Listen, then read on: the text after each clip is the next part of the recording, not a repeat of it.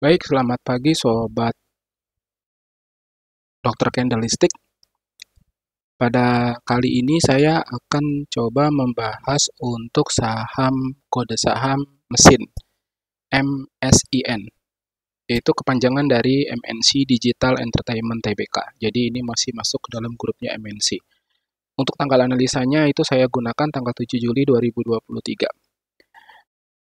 Disclaimer, yang pertama, data yang saya sampaikan adalah data yang diolah secara statistik yang menampilkan bobot harga dan proporsional persentase dalam jangka waktu tertentu. Saya tidak merekomendasikan untuk membeli atau menjual saham yang dibahas. Berinvestasi secara bijak, cari ilmu seluas-luasnya dalam investasi agar pola dan pemahamannya terbentuk ketika investasi, lalu kemudian setiap investasi ataupun usaha apapun berisiko apabila tidak memahami kondisi yang dihadapi. Seperti kita ketahui bahwa dalam 1 tahun terakhir ini harga dari MNC tersebut, mesin tersebut yaitu berada di posisi angka 6.250 untuk kondisi yang tertinggi dan terendahnya itu di harga 3.780. Kemudian dengan harga yang saat ini itu mencapai 3.970. Artinya dari titik terendah pada tahun ini itu baru terjadi kenaikan sebanyak 5% dengan catatan tahun ini. Kalau kita lihat dari Ichimoku-nya sendiri bahwa mesin ini terlihat dalam posisi downtrend yang cukup besar dari angka 5.600 sampai ke 3.970. Itu persentase juga cukup tinggi ya, gitu. Nah, di sini yang perlu kita perhatikan adalah ketika kita melakukan sebuah pembelian saham, bahwa kita lihat di sini ada titik akumulasi untuk pembelian di angka Rp5.000. Di angka Rp5.000 dan kondisi sekarang adalah 3.970.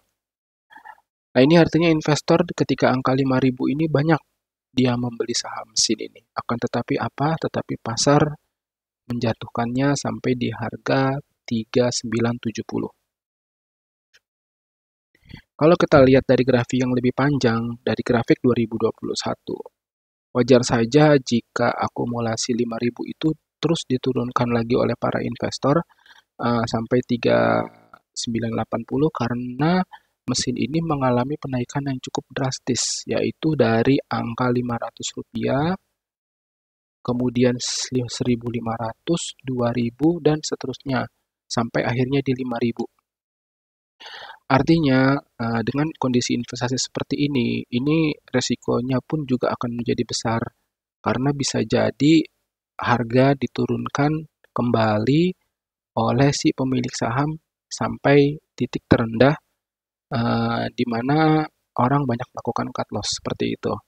Nah, ini yang harus kita perlu hati-hati dalam berinvestasi seperti saham seperti ini, walaupun sebenarnya kalau kita bisa lihat, ini bisa jadi memang dia akan kembali untuk mengambil modal yang pernah dia keluarkan di angka 5.000, maksudnya harga ini akan menyentuh kembali ke 5.000, atau harga justru malah diturunkan ke bawah jadi 2.000, 1.500, bahkan sampai 500 sendiri.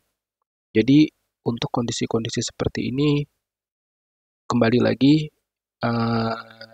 berbijaklah dalam berinvestasi, hati-hati, pahami polanya selama beberapa tahun terakhir dari laporannya, kemudian dari teknikalnya, kira-kira memungkinkan atau tidak harga tersebut pantas untuk kita beli.